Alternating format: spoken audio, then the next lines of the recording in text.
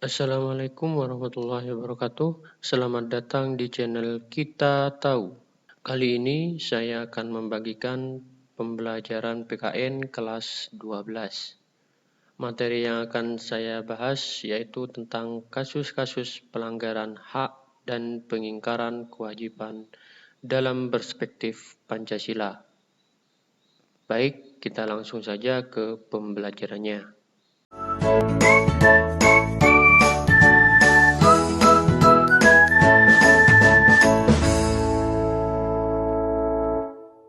Pembelajaran kali ini yaitu pendidikan Pancasila dan kewarganegaraan tentang kasus-kasus pelanggaran hak dan pengingkaran kewajiban dalam perspektif Pancasila, kelas 12. Materi pembahasan kali ini dibagi menjadi 4 pembahasan. Yang pertama, makna hak dan kewajiban warga negara. Yang kedua, substansi hak dan kewajiban warga negara dalam Pancasila. Dan yang ketiga, kasus pelanggaran hak dan pengingkaran kewajiban warga negara. Dan yang terakhir, penanganan pelanggaran hak dan pengingkaran kewajiban warga negara. Pertama, kita akan membahas tentang makna hak dan kewajiban warga negara. Kompetensi dasar pada materi ini yaitu 3.1 menganalisis nilai-nilai Pancasila terkait dengan kasus-kasus pelanggaran hak dan pengingkaran kewajiban warga negara dalam kehidupan berbangsa dan bernegara. 4.1 menyaji hasil analisis nilai-nilai Pancasila terkait dengan kasus-kasus pelanggaran hak dan pengingkaran kewajiban warga negara dalam kehidupan berbangsa dan bernegara. Makna hak dan kewajiban warga negara. Hak merupakan semua hal yang Anda peroleh atau dapatkan.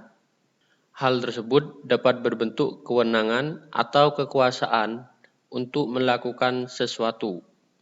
Setiap hak yang diperoleh merupakan akibat dari dilaksanakannya kewajiban. Dengan kata lain, hak baru bisa diperoleh apabila kewajiban sudah dilaksanakan.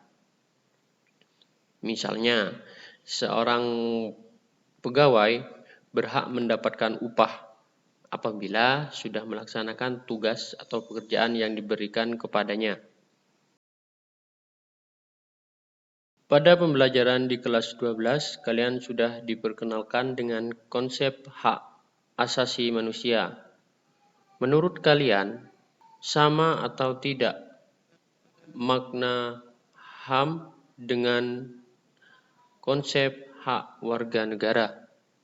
Untuk mengetahui jawabannya, coba kita cermati uraian materi berikut ini.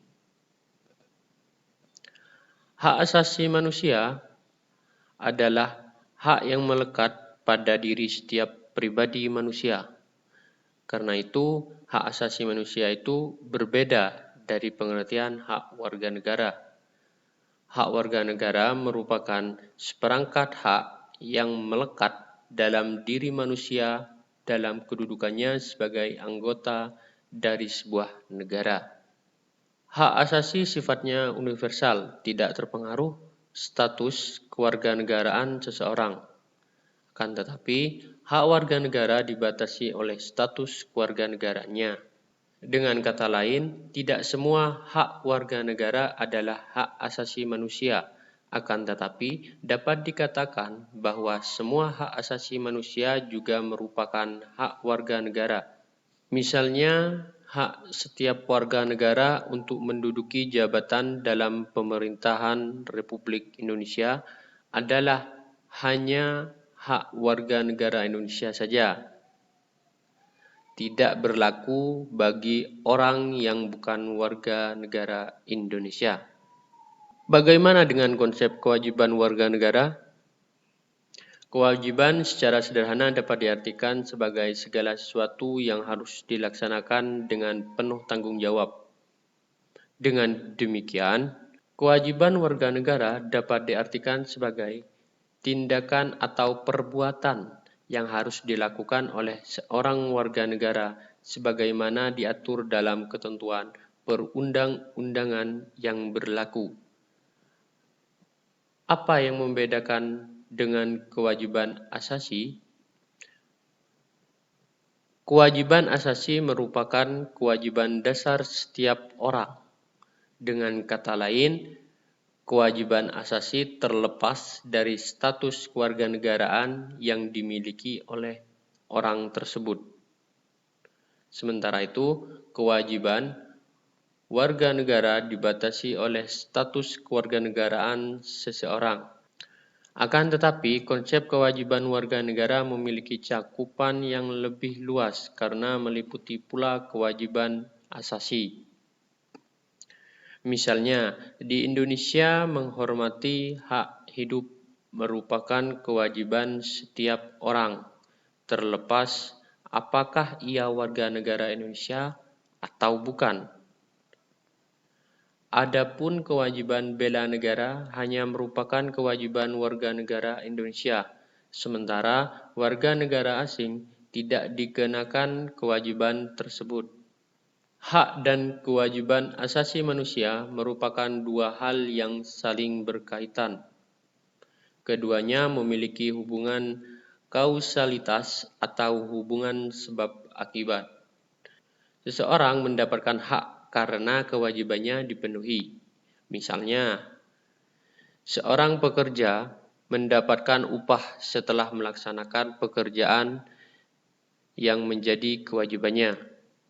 Selain itu, hak yang didapatkan seseorang sebagai akibat dari kewajiban yang dipenuhi oleh orang lain. Misalnya, seorang pelajar mendapatkan ilmu pengetahuan pada mata pelajaran tertentu sebagai salah satu akibat dari dipenuhinya kewajiban oleh guru, yaitu melaksanakan kegiatan pembelajaran di kelas. Hak dan kewajiban warga negara juga tidak dapat dipisahkan, karena bagaimanapun dari kewajiban itulah muncul hak dan begitupun sebaliknya. Akan tetapi sering terjadi pertentangan karena hak dan kewajiban tidak seimbang. Misalnya, setiap warga negara berhak atas pekerjaan dan penghidupan yang layak. Meski menjadi hak, tetapi pada kenyataannya banyak warga negara belum merasakan kesejahteraan dalam menjalani kehidupannya.